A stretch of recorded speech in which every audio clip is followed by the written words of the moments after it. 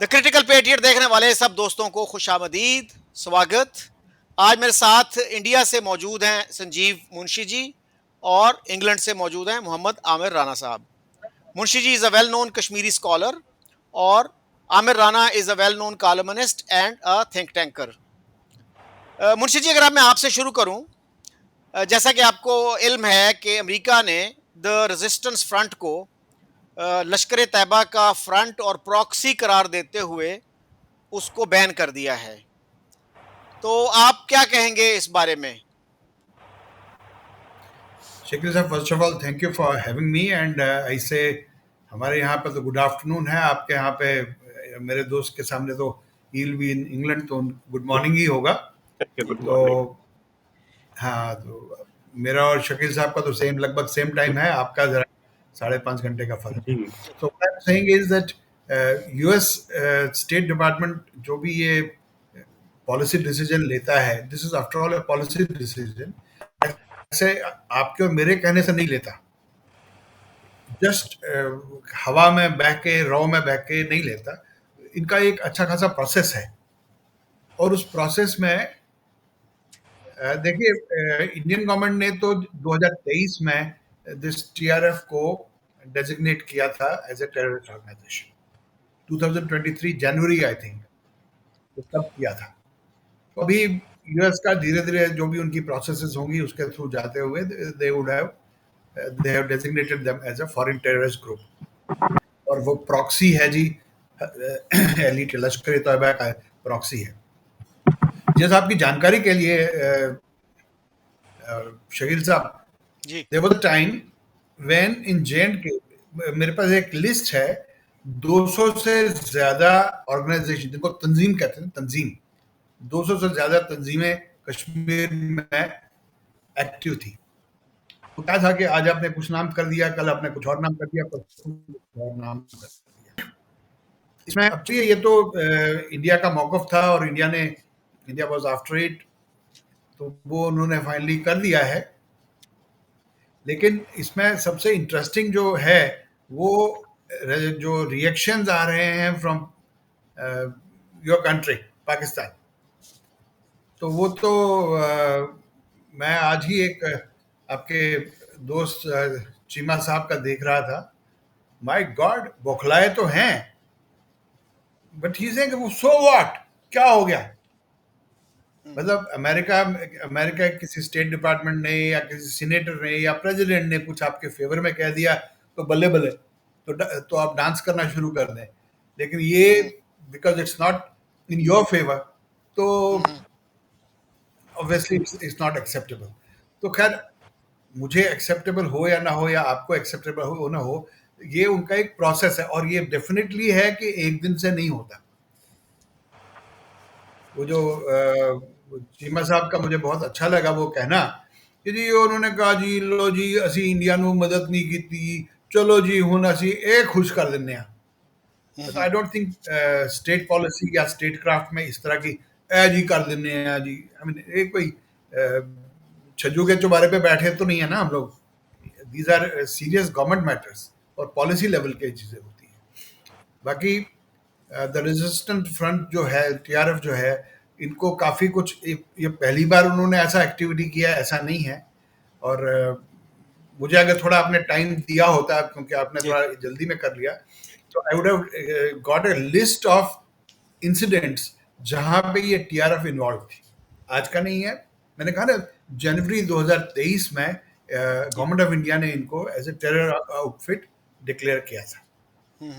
तो चीमा साहब का ये भी कहना है जी अगर कश्मीर में बेस हैं तो why doesn't government of India control them. भाई साहब, बुरा ना मानो, आपके वहां पे भी केपीके में या क्या टीटीके है या दूसरे बीएलए वाले हैं, आप उनको क्यों कंट्रोल नहीं कर पाते हैं? सो ये जो है ना, डबल स्टैंडर्ड्स। और I am very happy to say जो मिस आरजू काजमी थी, उनके साथ जो बैठी डिस्कस कर रही थी, she gave him a tough time. Tough time मतलब शी सेड कि why do you have these double standards, why do we in Pakistan have these double standards.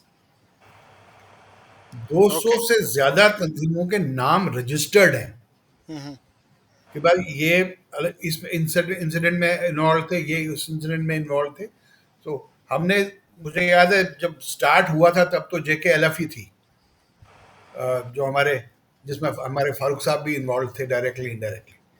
उसके बाद ये हरकत ना क्या, हिजबुल मुजाहिदीन, जो कि जी। जमायत इस्लामी का एक स्पॉन्सर्ड यूनिट था, and they were more cruel. उन्होंने जो क्रुएलिटी की वो अनपैरेलल्ड थी। सलाहुद्दीन है आज ना उसपे। जी। आपका गेस्ट है आजकल, हम्म। सैयद सलाहुद्दीन आपका गेस्ट है आजकल। देवर हम्म। मतलब किलर्स तो थे ही थे, लेकिन देवर सैडिस्टिक किलर्स हम्म। थे। जो हिजबुल मुजाहिदीन के लोग थे तो वो सैडिस्टिक प्लेजर लेते थे किलिंग में भी। हम्म। तो जी जी। इसलिए सही। ये they have been at this job. बस नाम बदल देने से कुछ नहीं होता। आप अब आजकल हमारे, क्योंकि जब आपने देखा अभी पाकिस्तान के काफी चैनल्स इंडिया में बैन हो गए, तो हम्म। चीमा साहब ने भी अपने चैनल का नाम बदल के दूसरा नाम रख दिया। हम्म। है तो वही है ना, चीमा साहब ही हैं। हम्म। जो उनका जो बैन हुआ था, उनका पहले वाला चैनल बैन हुआ था, तो जी। चीमा साहब ने दूसरा नाम रख दिया। तो काम तो वही अच्छा। है, अच्छा। जहर अ, घोलना भी वही है। राणा साहब, आपसे मैं पूछना चाहता हूँ कि द रेजिस्टेंस फ्रंट जो है ये 2019 में बना, और इसके जो लीडर हैं, one of the founders Sheikh Sajjad हैं। दूसरे जो फाउंडर थे Mohammad Abbas Sheikh, he was killed in 2021। और शेख सज्जाद के बारे में कहा जाता है कि इन्होंने एमबीए किया बेंगलोर से। और पहलगाम के हवाले से ये बात सुनने में आती है कि इस तंजीम ने बड़ी जल्दी 22 अप्रैल को, कुछ लोग तो कहते हैं 1 घंटे के अंदर अंदर, जिम्मेदारी कबूल कर ली। उसको फिर रिपीट भी किया 23 को, और फिर 26 को इन्होंने कहा नहीं जी वो हमारा सिस्टम हैक हो गया था या कुछ ऐसा हो गया था। और डार साहब ने भी क्रेडिट लिया कि हमने जो अमेरिका ने स्पॉन्सर की थी सिक्योरिटी काउंसिल में रेजोल्यूशन, उसमें से हमने रेजिस्टेंस फ्रंट का नाम निकलवा दिया था। तो अब आप कैसे देखते हैं डार साहब, will he be embarrassed by this development? मुझे नहीं पता वो एम्बैरेस होंगे क्या होगा। और पाकिस्तान की एक पोजीशन थी यूएन के अंदर, उसका कोई एविडेंस होगा, क्योंकि उसकी एक वजह ये है कि कश्मीर में जो भी मूवमेंट्स हैं, बेशक पाकिस्तान की साइड के कश्मीरी भी उसके अंदर इन्वॉल्व हों, उनको पाकिस्तान के साथ जोड़ के देखा जाता है। तो आप जब उसको पीसीस के अंदर चीज़ों को देखेंगे तो फिर पोजीशन जो है वो बहुत ही क्रिटिकल हो जाती है। बड़े पर्सपेक्टिव में चीज़ों को देखना चाहिए। रेजिस्टेंस फ्रंट के ऊपर इसीलिए पाकिस्तान जो है रेजिस्ट करता रहा है कि इसको एसोसिएट करते हैं पाकिस्तान। हमने ट्रांसफॉर्मेशन देखी है इंडियन हेल्थ कश्मीर के अंदर, मिलिटेंट मूवमेंट्स के अंदर, ये बड़ी तेज़ी से हुई है। और उसमें जो पाकिस्तान ने भी जो अबेंडन की ऑर्गेनाइजेशंस और पाकिस्तान की पॉलिसी में शिफ्ट आया है, ग्रेजुअल जो है वो हमने देखा है। तो उसके साथ साथ मिलिटेंट लैंडस्केप भी जो है चेंज होता रहा है। उसमें अभी जो इंडियन आर्गुमेंट है कि ये रेजिस्टेंस फ्रंट है और इस तरह की बहुत सारी ऑर्गेनाइजेशंस हैं, ये बेसिकली सेकुलराइजेशन चल रही है मिलिटेंट मूवमेंट्स की, और पाकिस्तान समझता है कि फेटफ से प्रेशर से बचने के लिए ये ज़रूरी है। लेकिन मेरा ख्याल है कि ये आप एक चीज़ इसके अंदर से निकाल देते हैं चीज़ों को, जब आप मिलिटेंट ऑर्गेनाइजेशंस को देख रहे हैं कि वो कोई एज सच पपेट्स नहीं होते। इवन के जो प्रॉक्सीज भी हैं, वो भी अपने ऑब्जेक्टिव्स को और अपनी स्ट्रेटजीज को और टैक्टिकल लेवल के ऊपर बड़ी इंडिपेंडेंट होती हैं, और बहुत सूरतों के अंदर स्टेट को चैलेंज करती हैं। ये हमने देखा है तालिबान के केस के अंदर भी, ये हमने मिडल ईस्ट के अंदर भी है, तो कोलंबिया के अंदर भी है। जितने भी मॉडर्न इंसर्जेंसीज हैं, उसके अंदर जो है नेक्सस तो होता है, एक्सटर्नल सपोर्ट तो होती है।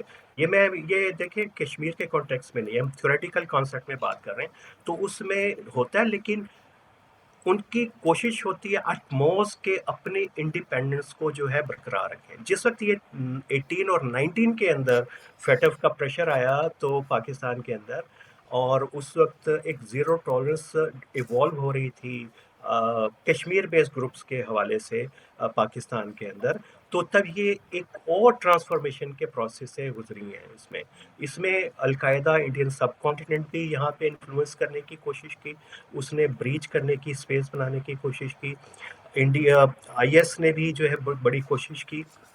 और अल्टीमेटली ये जो 1819 में जो ट्रांसफॉर्मेशन शुरू हुई कश्मीरी ग्रुपों के अंदर, और अगर मुंशी साहब उसको डॉक्यूमेंट कर रहे हैं और विजिलेंटली देख रहे हैं, वहाँ पे एक डिबेट थी इन ग्रुप्स के अंदर, और इसका एविडेंस जो है वो इंडियन सोर्सेस भी इसको साइट करते रहे हैं, और वो ये कि ये हम आइंदा से जहाद इंडिपेंडेंट जहाद करेंगे और पाकिस्तान से किसी किस्म की मदद हम नहीं लेंगे। और ये बड़ी बहुत ही इम्पोर्टेंट एक चेंज आया था उसके अंदर, और उस वक्त ये रेजिस्टेंस फ्रंट भी बना और इस तरह की बहुत सारी तंजीमें भी बनी, और उसके अंदर इन्होंने दो प्रोसेसेस हुए। एक तो सेकुलराइजेशन का, जाहिर है कि पूरी ग्लोबल जो है जियो पॉलिटिक्स जो है चेंज हो रही थी, उसमें अलकायदा IS जैसी तंजीमें जो हैं वो कमज़ोर हो गई थी, उनका इंस्पिरेशन जो है कमज़ोर हो गया था।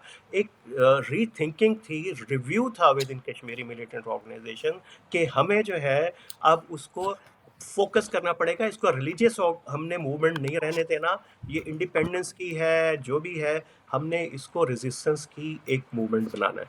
तो ये वहाँ पे हुआ। और दूसरा ये हुआ कि उस प्रोसेस के अंदर जो इंडिया को जो बहुत बड़ा फ़ायदा हुआ और ह्यूज एडवांटेज ये हुआ कि सेकुलराइजेशन जो हुई है मिलिटेंसी की, उसमें से कश्मीर से जो AQIS का थ्रेट और IS का थ्रेट जो है वो मिनिमाइज हो गया, और वो इंडिया के केरला में और उधर जाके शिफ्ट हो गया। अदरवाइज अगर कश्मीर के अंदर भी वो स्पेस रहती जहाद की और रिलीजियस आर्गूमेंट की, तो इस वक्त कश्मीर की सूरत हाल बहुत कॉम्प्लेक्स होती इंडियन साइड कश्मीर में। यहाँ पे मेरा ख्याल है कि हमारे लिए ज़रूरी है कि कश्मीर की जो मिलिटेंसी है उसका भी हम एक तनकीदी जायज़ा लें।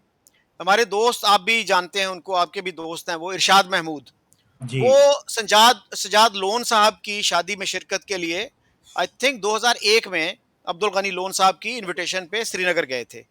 तो he came back a changed man. और उनका कहना था, उस वक्त कहना था जबकि इस मिलिटेंसी को 12 साल तकरीबन हुए थे, कि it has ruined the Kashmiri society. और उसके बाद भी आप देखिए कि अब 36 साल हो गए हैं, this movement has not succeeded. इतनी तबाही के बावजूद, इतने डिस्ट्रक्शन के बावजूद, इट्स नोवेयर नियर इट्स गोल। और आप देखिए कि ये पहली दफा हुआ है, पहलगाम का जो वाकया था, खुद कश्मीर के अंदर मुजाहरे हुए पहली दफा 36 साल में इस टेररिस्ट अटैक के खिलाफ। तो क्या पाकिस्तान को इन इशारों को समझना चाहिए, अपनी पॉलिसी को रिवाइज करना चाहिए कि भाई इट्स अ फेल्ड पॉलिसी? तो ये रियलाइजेशन है आपके ख्याल में पाकिस्तान के जो पॉलिसी जी। मेकर्स हैं, डिसीजन मेकर्स हैं? अच्छा, दूसरा, मैं तो रियासत के बिहाफ पे बात नहीं कर सकता, और मैं आपको अपना एक थ्योरेटिकल जो है एवेल्यूएशन और एनालिसिस दे सकता हूँ कि दुनिया में जो इंसर्जेंसी मूवमेंट जो है चलती कैसे हैं और उनका लाइफ साइकिल कैसे होता है। वो इंडिया के अंदर ये कोई पहली एक यूनिक स्टेट नहीं है जहाँ पे इंसर्जेंसी चल रही है, क्योंकि बॉर्डर बाकी इंसर्जेंसीज भी जो है वो बॉर्डर्स के ऊपर ही है इंडिया के, तो उनके भी लाइफ स्पैन्स जो हैं वो 30 ईयर्स प्लस हो गए, और शॉर्टेस्ट जो इंसर्जेंसी जो होती हैं वो होती हैं 6 से साल से 11 साल। उससे बात चली जाए तो उनके प्रोसेसेस कॉम्प्लेक्स हो जाते हैं। मैं आपको कोलंबिया की एग्जांपल बार-बार इसलिए दे रहा हूँ कि पिछले साल जून में जो उन्होंने सीज़ फायर का अनाउंस किया, और वहाँ पे भी similar pattern, multiple names, operational groups, ये वो, आपको हार्डली आप 19-20 का फ़र्क देख सकेंगे। 18 में इनिशिएट हुआ था सीज़ फायर का प्रोसेस, और वहाँ पे भी ब्लेम है उसकी नेबरिंग कंट्रीज़ के ऊपर कि ये सपोर्ट करते थे यहाँ पे पूरी मूवमेंट को। तो अब 24 जून को जाके सीज़ फायर हुआ है। तो प्रोसेसेस जो हैं वो कॉम्प्लेक्स होते हैं, उनको सिर्फ एक कॉन्टेक्स्ट में देखना मेरा नहीं ख्याल कि ठीक है। इंसर्जेंसीज़ की अपनी डायनामिक्स हैं, और एक्सटर्नल फैक्टर हमेशा से इम्पोर्टेंट होता है, और जिन इंसर्जेंसीज़ में एक्सटर्नल एलिमेंट नहीं होता, तो वो जो है ज़्यादा से ज़्यादा वो 11 से 13 साल के अंदर अमूमन उनका लाइफ साइकिल है। लेकिन लाइफ साइकिल का मतलब ये नहीं है कि अचानक से पीस आ जाता है और एकदम से ख़त्म हो जाता है। सेंटिमेंट जो है वो रहता है, एंगर लेवल वो रहता है, लेकिन उसके अंदर से जो ऑपरेशनल कैपेबिलिटीज़ उसकी कम होती जाती हैं, और जी। कश्मीर के अंदर ये कम हुई हैं। ये पहलगाम का जो, और पिछले 2-3 साल के अंदर जो रेजिस्टेंस फ्रंट ने किया, बाकी ग्रुपों ने किया, इनका अगर स्टैटिस्टिकली कंपेयर करें कि ये कितना था 2014 से पहले, तो ये तो उसके मुकाबले में उसका 12 या 13% बनता है। स्टेटिस्टिक्स को आप चेक कर लें, ग्रेजुअली वीक हो रही है। और जो आप कह रहे हैं पहलगाम के बाद रद्द-ए-अमल आया, ज़ाहिर है कि एक पब्लिक सेंटिमेंट जो है वो एक ख़ास हद तक ही सपोर्ट कर सकता है कियोस्क की, और ख़ास हद तक ही सपोर्ट कर सकता है कि वो अपना इकोनॉमिक इंटरेस्ट, पॉलिटिकल इंटरेस्ट को जो है वो सैक्रिफाइस करे। और लेकिन उसका ये मतलब नहीं होता कि वो उनका सेंटिमेंट, उनका जो आर्गुमेंट हम्म, है वो चेंज हो गया। तो जी लेकिन वो क्योस की एक अपनी नफ्सियात है जिससे हर बंदा निकलना चाहता है, कुछ स्टेबिलिटी जो है वो चाहता है। और रियासतें इसलिए प्रेशर बिल्ड करती रहती हैं, करती रहती हैं, करती रहती हैं, और बाज़ दफ़ा उस बॉइलिंग पॉइंट के ऊपर इंसर्जेंसीज को, कॉन्फ्लिक्ट्स को ले आती हैं कि लोग खुद कहें कि यार अभी हमें नहीं चाहिए, अब हम जो है, अब हमें पीस चाहिए, जो भी था गलत हो गया, माफ़ी दे दें, ये कर दें। और ये पैटर्न्स आप देखेंगे ग्लोबली। जी। अच्छा राणा साहब, मैंने आपसे इसलिए पूछा था पॉलिसी मेकर्स की, क्योंकि आप इस्लामाबाद जैसे इंपॉर्टेंट शहर में एक थिंक टैंक चलाते हैं और डॉन जैसे इंपॉर्टेंट अखबार में कॉलम लिखते हैं, तो आपका पॉलिसी मेकर्स के साथ राब्ता रहता होगा। तो उनकी जो सोच है, क्या उसमें कुछ रीथिंकिंग नजर आती है? क्या वो सोचते हैं कि यार ये स्ट्रेटजी फेल हो गई, तो वो कहते हैं ना law of holes, if you get stuck in a hole, you should at least stop digging. तो क्या ये तो नहीं है कि हम होल में भी हैं and we are still digging it? Briefly बताइएगा। ब्रीफली यही है कि मैं आपको बता रहा हूँ कि एवोल्यूशन हो रहा है पाकिस्तान की अप्रोच के अंदर। हम्म। और इस वक्त ग्लोबली जो है वो प्रॉक्सीज जो हैं वो आपके लिए बहुत ज़्यादा बेनिफिशियल नहीं है, और उनको सस्टेन करना मुश्किल है, मिडल ईस्ट में हो, बाकी जगहों पे। और पाकिस्तान में भी ये प्रोसेस जो है 2001-2 से इवॉल्व हो रहा है। और अब उस स्टेज के ऊपर ये प्रोसेस, थिंकिंग प्रोसेस है पॉलिसी सर्कल्स के अंदर, कि पहले मैं आपको फेजेस बता दूं। जो लास्ट फेज था ये, जिसमें 5 अगस्त के बाद कश्मीर का, उसमें थोड़ा सा एक व्यू में चेंज थी कि हमें दोबारा से सपोर्ट करना चाहिए कश्मीर का रेजिस्टेंस को। लेकिन उसमें थोड़ा सा एवोल्यूशन अब ये हो गया है कि अब इनको रीहैब के भी काबिल नहीं है, रीहैब का प्रोसेस भी पहले चल रहा था, अब इनको अबेंडन करना पड़ेगा। और पाकिस्तान इस तरह के जो है इंडिकेशन दे रहा है। लेकिन अगर इंडिया यही चाहे कि हर चीज़ को अभी भी जो है पाकिस्तान के खाते में डालता रहे, उसमें करता रहे, तो मेरा आखिरी सिर्फ आर्गुमेंट ये है कि पाकिस्तान और इंडिया के दरमियान एक, जैसे डीजीएमओ की हॉटलाइन है और बहुत अच्छी इफेक्टिव है, उसी तरह का जॉइंट काउंटर टेररिज्म मैकेनिज्म बनाना पड़ेगा। और उसमें जितनी भी प्रॉब्लम आए, जितने भी हर्डल्स आए, उसको आपको आगे लेके चलना पड़ेगा। एक यही तरीका है। अदरवाइज तो टेररिज्म इस वक्त इंडिया के लिए एक पॉलिटिकल वेपन है जिसको वो पाकिस्तान के खिलाफ इस्तेमाल कर रहा है। और पाकिस्तान की एक पूरी पॉलिसी और हिस्ट्री जो बैगेज है, वो इंडिया की पॉलिसी उसको बाद मजबूर करती है बार बार कि वो रिव्यू करे, फिर देखे, अबेंडन करना चाहता है, छोड़ना चाहता है, छोड़ चुके हुए भी हैं। और इस वक्त थिंकिंग ये है कि अब जैसे हमने टीटीपी के ऊपर ज़ीरो टॉलरेंस आ गई, तालिबान के ऊपर ज़ीरो टॉलरेंस आ गई, सेक्टेरियन ऑर्गेनाइजेशन के लिए कोई स्पेस पाकिस्तान में स्ट्रेटेजिक लेवल के ऊपर नहीं है। तो इसी तरीके से अब कश्मीर के अंदर जो मूवमेंट्स हैं उनके ऊपर भी यही करें। लेकिन उसके लिए होगा ये उस वक्त जब डायलॉग होगा इंडिया पाकिस्तान का, जिसमें टेररिज्म भी शामिल हो। बाकी पे आप बात करें ना करें, कश्मीर पे बात करें ना करें, सियाचिन पे करें ना करें, पीपल टू पीपल कांटेक्ट पे करें ना करें, कंपोजिट डायलॉग पे करें ना करें, लेकिन टेररिज्म पे बात करते रहना चाहिए दोनों मुल्कों को। जी आप मुंशी जी कुछ कहना चाह रहे हैं? हाँ, मैं इनसे ये पूछना चाहता था, जो ये स्टेजेस ऑफ टेररिज्म बोल रहे थे, does it also apply to Balochistan, what is happening in Balochistan today? Because वो आज का नहीं है। वो जो वहाँ पे इंटरनल रिवोल्ट कह लीजिए, what ever you call it, जो भी वहाँ पे आ रहा है, वो भी आज का तो नहीं है, वो तो 47 से ही चल रहा है। और दूसरा, see, India has seen one of the most violent internal जो ये हुआ था, वो हमने लंका में देखा है। We have seen in Lanka, because मुझे याद है साहब, मैं एक बार आई वेंट टू कोलंबो, तो वहाँ पे मिलने, हमारे वहाँ के लोकल जो एक डीलर थे वो मिलने आए थे। उनको फोन आया मेरे को, कहते जी आप नहीं आओ। I had a team of 2-3 people with me. He said, please don't come here. आप एयरपोर्ट से लेके कोलंबो सिटी तक आने में आपको 3 घंटे लग जाएंगे and you will be harassed. Incidentally he was a Muslim. जो हमारा वहाँ डीलर था श्रीलंका में, ही वाज डीलर. उसका नाम था मिस्टर रुजान जे. फार्मास्यूटिकल. हाँ, फार्मास्यूटिकल का. हाँ हाँ. तो he was a Muslim gentleman. तो he told me please don't come here. मैं I am coming to your hotel. और फिर वहां से जो भी कुछ हमने कुछ करना होगा, बिकॉज मुझे याद है जब हम कोलंबो एयरपोर्ट पे उतरे थे तो पहली बार बेल्ट उतरवाई थी, शूज उतरवाए थे और क्या क्या. मैंने कहा यार अब पजामा रहने दो, ये भी ना उतारो, because that was the type of, उस वक्त मिलिटेंसी अपने उरूज पे थी. तो we have seen that kind of militancy, but ultimately that militancy got finished because of the military action. उसमें टू बिगिन विद इंडिया ने भी पार्टिसिपेट किया. इंडिया ने इंडिया के पीस कीपिंग फोर्स वहां पे गई थी जिसकी बहुत कैजुअलिटीज हुई. आई थिंक 2000 से ज्यादा कैजुअलिटीज हुई थी इंडियन पीस कीपिंग फोर्स की. तो again LTTE was a terror organisation और उसका खात्मा हो गया. अब वो कितने शांति से हैं कितने नहीं हैं वो देखने वाली बात है, लेकिन एटलीस्ट वो चीज नहीं है जो कि उस वक्त थी. मुझे अब तो साल याद नहीं आ रहा है किस साल में मैं कोलंबो गया था, तो वहां पे ये थी. तो दूसरा मैं I would like to tell my young friend कि भाई I am calling you young because I am totally grey and you are totally black. Compliment for me. Thank you sir. हाँ जी. तो सबसे पहला जो पाकिस्तान ने अटैक किया दैट वाज इन 47 कश्मीर में. 47 में एंड दैट कंटिन्यूड टिल 48.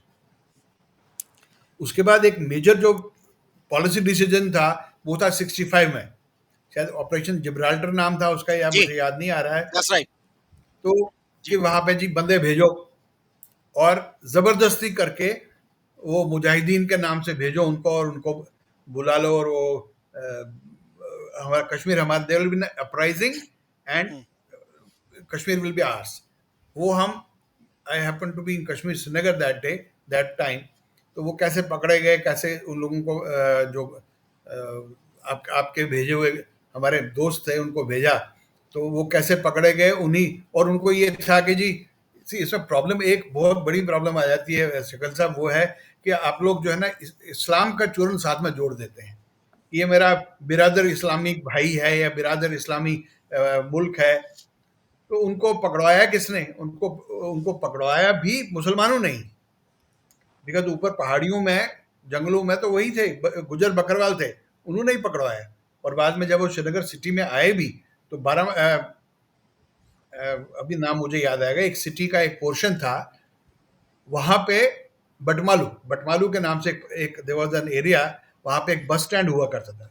उस बस स्टैंड एरिया में, बटमालू बस स्टैंड के आसपास एरिया में, वहां पे घरों में ये लोग घुस गए थे ये सोच के कि अभी यहाँ से हम अपराइजिंग करेंगे. अनफॉर्चुनेटली वो हो नहीं पाया. उसमें ये भी था कि हम लोग रेडियो स्टेशन पे कब्जा करेंगे. उस वक्त तो रेडियो स्टेशन ही था, 65 की बात कर रहे हैं. तो but they all got killed. लबोलुबाब इसका ये है. अब वहां पे उस दिन कितने लोग थे वो तो बाद में बाहर भी नहीं आया कितने लोग थे, लेकिन वो J&K पुलिस ने उस सारे एरिया में आग लगा दी and those people got roasted.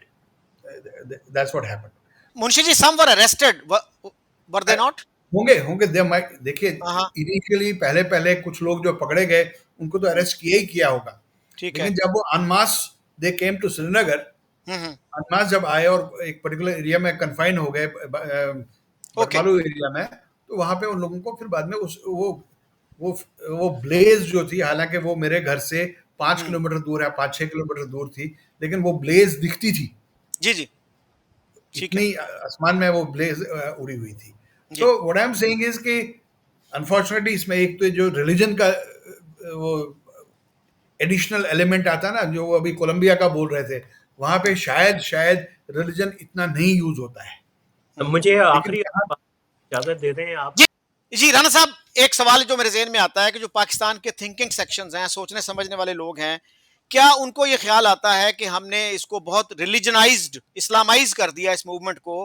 अब आप देखिए कि उसामा बिन लादेन को जब मारा गया, अमरीकियों ने मारा एबटाबाद में, तो सैयद अली गिलानी ने उनकी नमाज जनाजा, गैबाना नमाज जनाजा श्रीनगर में, और हाफिज सईद ने लाहौर में पढ़ाई। और सैयद अली गिलानी का बड़ा मशहूर एक कोटेशन है कि मुसलमान जो है ना वो किसी सेकुलर मुआशरे में नहीं रह सकता, प्लूरलिस्टिक मुआशरे में नहीं रह सकता। ये ऐसे ही है जैसे मछली को बगैर पानी के रहना पड़े। हाँ तो ये जो है थिंकिंग, और फिर Asiya Andrabi, she was also one of the Pakistani supporters. तो इस तरह के लोग हमारे एलाइज हैं वहां पे। सैयद अली गिलानी को हमने अपना हाईएस्ट अवार्ड भी दिया, he was the most popular Kashmiri leader in Pakistan. तो क्या थिंकिंग सेक्शंस कम से कम ये रियलाइज करते हैं? मुझे खुशी है जी कि अरविंद सहारा ने भी हमें ज्वाइन किया है। तो आप ये समझते हैं कि क्या हेलो चौधरी पाकिस्तान, साहब। हाँ जी, तो पाकिस्तान ने गलती की इस तरह के एलिमेंट्स को सपोर्ट करके? क्योंकि अगर हम एक प्रोग्रेसिव विजन देना चाह रहे थे कश्मीरियों को, तो वो प्रोग्रेसिव विजन तो नहीं दे रहे ये लोग। चलें, जी बिल्कुल ठीक है, काफ़ी सारी चीज़ें हो गई, मैं बुलेट्स के अंदर जी सिर्फ प्लीज। देखिए जी कि एक दौर था और जो कोल्ड वॉर इरा थी उसमें रिलीजियस सेंटिमेंट की, उनकी क़ुव्वतों की बड़ी इफ़ादियत थी, अहमियत थी। वाशिंगटन से लेके और ब्रसल्स और लंदन और इवन के इस्लामाबाद और सारे रियाद तक। तो पाकिस्तान के लिए अच्छा वही था कि उसी सेंटिमेंट को एक्सप्लॉइट किया जाए। अब दुनिया चेंज हो गई है, मुस्लिम सोसाइटीज़ चेंज हो गई हैं, तो उसकी यूटिलिटी अब उस सेंटिमेंट की की बिल्कुल नहीं रही, रिलीजियस सेंटिमेंट की। तो उसी तरीके से पाकिस्तान की जो पॉलिसी, सोसाइटी भी चेंज नहीं हुई है। सोसाइटी को जो रेडिकलाइज किया स्टेट ने वो वैसी की वैसी है, लेकिन जो पार एलीट उनके यहाँ शिफ्ट जो है ग्रेजुअली आ रही है। और अभी तो हमने कहा कि ये पूरी कश्मीर की मूवमेंट को सेकुलराइजेशन करने की बात कर रहे हैं, और इंडिया का सबसे बड़ा इल्ज़ाम यही है कि ये यार ये सेकुलराइज कर रहे हैं इनको ना, मिलिटेंसी को कश्मीर में। तो ये आपको फ़र्क नज़र नहीं आता? तो चलें, ये तो हो गई आपके आर्गूमेंट, और गलत चॉइस थी, सही थी। आम आदमी, मैं उसको गलत समझता था। रियासत के लिए अपनी यूटिलिटी हो गई, क्योंकि पब्लिक सेंटिमेंट जो है रिलीजन के साथ अपने आप को ज़्यादा जोड़ता है इस पूरे खित्ते में, इंडिया में भी, पाकिस्तान में भी। तो उन्होंने उसी को करना था। उन्होंने, ये थोड़ी है कि एक सोसाइटी रिलीजन हो और उसको कहें जी कि आप जो वैल्यू वो एक सेकुलर हो और लिबरल हो, वो नहीं है। तो की थी मुंशी साहब ने कि बलूचिस्तान की इंसर्जेंसी बिल्कुल ठीक है, उसमें और श्रीलंका के अंदर भी, बलूचिस्तान में, कश्मीर में एक ही अप्रोच ने काम किया है। और ये हमने इनहेरिट की थी, एक पूरी कॉलोनियल एक लेगेसी है कि जो चीज़ हो उसको क्रश कर दें। आपने कहा कि 64 में उनको जंगल में आग लगाई, और ये ब्रिट्स यहाँ पे करते रहे, ठग्स के खिलाफ जितनी मूवमेंट को क्रश किया है इस पूरे नॉर्थ इंडिया के अंदर उन्होंने, वो ठग्स को इसी तरह से एलिमिनेट करते थे। जंगल के जंगल, गांव के गांव जो है वो जला देते थे यहाँ पे और उनको मार देते थे। यही अप्रोच पाकिस्तान का जो उसमें दो मरतबा सक्सेस है, और एकेडमिकली बात कर रहा हूँ, बलूचिस्तान इंसर्जेंसी को ख़त्म करने में, और एक मरतबा अभी ये प्रोलॉन्ग हो गई है। लेकिन अप्रोच वही है जो इंडिया की, और इंडिया का जो है सबसे बड़ा कॉम्प्लेक्स काउंटर इंसर्जेंसी जो ऑपरेशन है वो कश्मीर का है, और ये अभी तक इससे 76 साल से इसको अभी तक वो ख़त्म नहीं कर सकी। और पाकिस्तान 2 मरतबा जो है सक्सेसफुली इसको कर चुका है। श्रीलंका इसको जो है एलिमिनेट कर चुका है, लेकिन श्रीलंका के अंदर भी चांसेस हैं कि ये कुछ 1-2 दहाई के बाद अगर उन्होंने वो प्रोसेसेस ना किए रीइंटीग्रेशन के, रिहैब के, जो वो नहीं कर रहे, तो सेंटिमेंट है और किसी वक्त भी जो है 10 साल के बाद, 15 बाद उभर जाएगा। तो मुझे इजाज़त। अच्छा राणा साहब, एक मिनट। राणा साहब, बहुत से लोग ये कहेंगे कि सेकुलराइजेशन तो एक एंटीथीसिस होगा कश्मीर मूवमेंट का, इसलिए कि the whole basis is Islam, the whole basis is Muslim nationalism. हमारे सरदार मसूद साहब जो एजेके के फॉर्मर प्रेसिडेंट है, उन्होंने कहा था हम दो कौमी नजरिए की बुनियाद पे इसका रेजोल्यूशन चाहते हैं। तो सेकुलराइजेशन तो एक कॉन्ट्राडिक्शन इन टर्म्स होगी कश्मीर की हद तक, कि मिलिटेंसी जो है वो सेकुलर हो जाए। तो मैं तो यही तो आपसे कह रहा हूँ, कंट्राडिक्शन तो है वो अच्छा, सेकुलराइजेशन। अब मुझे इजाजत दीजिए, मुझे जी जाना है। शुक्रिया। जी, चले, thank you Rana sahab, you have to reach Scotland. अच्छा अरविंद, आप थोड़ा सा लेट हो गए, तो मुझे बताइएगा कि आप कैसे देखते हैं इस डेवलपमेंट को कि अमेरिका ने द रेजिस्टेंस फ्रंट को एक टेररिस्ट ऑर्गेनाइजेशन डिक्लेयर कर दिया है। जी, मैं इसे एक बड़ा ही मुस्बत जो है ये सारी डेवलपमेंट देखता हूँ इंडिया के पर्सपेक्टिव से। हम तो बड़े अरसे से ये बात कह रहे हैं कि टीआरएफ जो है वो लश्कर ए तैयबा का ही एक दूसरा नाम है, उन्हीं की प्रॉक्सी है। तो वो नाम बदल के इस तरह की जो दहशतगर्द तंजीमें हैं ये बार-बार आती रहती हैं। अब टीआरएफ बैन हुई है तो मुमकिन है कुछ महीनों बाद हम देखें वो कोई और नए नाम से ऑपरेट कर रहे हैं। तो ये चीज़ तो पाकिस्तान में कोई आज की तो नहीं है। जमात-उद-दावा, लश्कर-ए-तैयबा, अब टीआरएफ, तो ये चीज़ें तो एक कंटिन्यूएशन है चौधरी साहब। पहलगाम का जब हमला हुआ, तो इसी ग्रुप ने सबसे पहले ज़िम्मेदारी ली थी। वो बात और है कि बाद में जो कश्मीरी अवाम के अंदर एक बैकलैश देखने को मिला, तो उनके हाथ-पाँव फूल गए और उन्होंने वो अपनी ही स्टेटमेंट को विथड्रॉ कर लिया, ये कह के कि जी हमारा तो जो अकाउंट है वो ही हैक कर लिया गया था। तो वो तो हम समझते हैं अच्छे से। फिर ये भी देखना होगा कि पाकिस्तान के मौजूदा foreign minister, deputy prime minister Ishaq Dar साहब ने पाकिस्तानी पार्लियामेंट के अंदर जो स्टेटमेंट दी थी, एक तो वो ये कह रहे थे कि जी इसको लिंक करें आप जम्मू कश्मीर के साथ और फिर आप जो हैं इसमें से टीआरएफ का नाम निकालें, और हमने कोई 2.5 दिन की कोशिशें की और उसके बाद टीआरएफ का नाम जॉइंट स्टेटमेंट में से निकलवाया। भाई आपको क्या तकलीफ है? कश्मीर के अंदर अगर कोई इस तरह की तंजीम है भी, आप तो कहते हैं कि आपका ताल्लुक ही नहीं है। लश्कर तैयबा एग्जिस्ट नहीं करती है और टीआरएफ जो है वो आपके बकौल जो है एक प्योरली एक जम्मू कश्मीर में इंडिया के अंदर इंडिजिनस कोई मूवमेंट है हिंदुस्तान के खिलाफ जो आपका कहना है। तो फिर आप उसका नाम क्यों जो है जॉइंट स्टेटमेंट में से निकलवाना चाहते थे? मकसद बड़ा साफ था। आप भी जानते थे कि बड़ी मुश्किल से तो जो है एम्बैरेसमेंट से बचे हैं। अगर उनका नाम आ जाता है तो देखें जी फिर 10 उँगलियां उठेंगी, सवाल पूछे जाएंगे जिनका शायद जवाब नहीं होगा कोई। तो ऑल एंड ऑल बड़ी एक पॉजिटिव पेशरफ्त हुई है जी कि ये जो टीआरएफ नाम की तंजीम है, ये सिवाय दहशतगर्दी के और इनका कोई कॉज नहीं है। So it was about time कि इन्हें इनके ऊपर कोई पाबंदी लगाई जाती। अब आगे ये देखना होगा कि यूनाइटेड नेशन सिक्योरिटी काउंसिल के अंदर भी अगर इन्हें अल-कायदा, दाइश की जो 1267 सैंक्शंस कमेटी है, उसके तहत भी बैन किया जाता है या नहीं। अक्सर होता ये है कि ऐसी तंजीमें जो हैं उनके ऊपर हिंदुस्तान जब कभी भी आवाज़ उठाता है तो चाइना जो है वो वीटो कर देता है। So it remains to be seen कि आगे क्या होता है। अरविंद, ये भी बड़ी इंटरेस्टिंग बात है, इस तंजीम ने, द रेजिस्टेंस फ्रंट ने, जब ये हमला हुआ, कुछ सोर्सेज का ये भी कहना है कि 1 घंटे के अंदर अंदर या 1.5 घंटे के अंदर अंदर उन्होंने रिस्पॉन्सिबिलिटी कबूल की और फिर 23 तारीख को भी उसको रिपीट किया और 26 तारीख को उन्होंने रिट्रैक्ट किया इसको।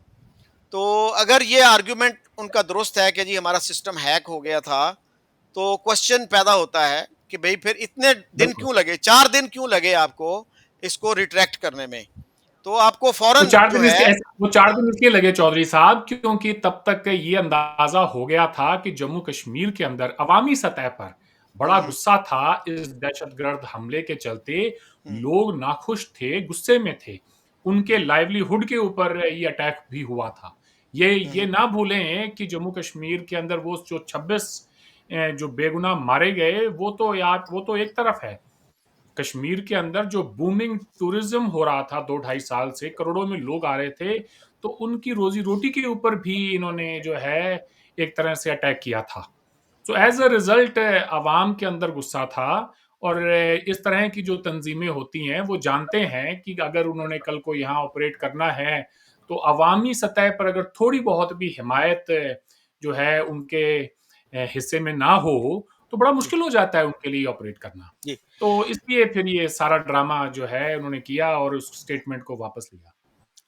संजीव जी का कोई कनेक्टिविटी इशू था, इसलिए वो अब हमारे साथ नहीं है। तो आप क्या पाकिस्तानी स्टेट को मशवरा देंगे इस वक्त, जबकि स्टेट डिपार्टमेंट ने, जैसे हमने डिस्कस किया, कि टीआरएफ को एक टेररिस्ट ऑर्गेनाइजेशन डिक्लेयर कर दिया है? What should the government of Pakistan, the state of Pakistan do under these circumstances?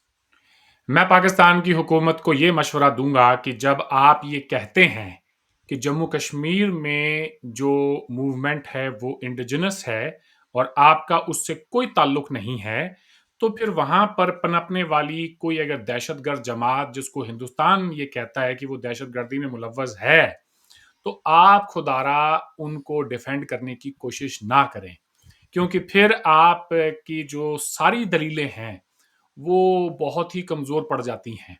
एक तरफ तो आप ये कहते हैं जी हमारा तो कोई रोल ही नहीं है और फिर रोल जब खुलकर सामने आता है तो वो शर्मिंदगी का बाइस बन जाता है चौधरी साहब। तो मैं यही कहूँगा कि ओसामा बिन लादेन से लेकर अब तक पाकिस्तान की रियासत ने जो टेररिज्म को लेके जो जो रिफॉर्म्स जिनकी मैं बात अभी कल भी प्रोग्राम में कर रहा था, तो वो इट्स अबाउट टाइम कि उन्हें करे, ताकि मुल्क के अंदर कोई अमन अमान की सूरत हाल पैदा हो। जी, thank you very much Arvind Saharan, और मुंशी साहब का भी मैं शुक्रगुजार हूं, और आमिर राना साहब का भी। Thank you very much for your thoughts and time. Thank you Chaudhary साहब।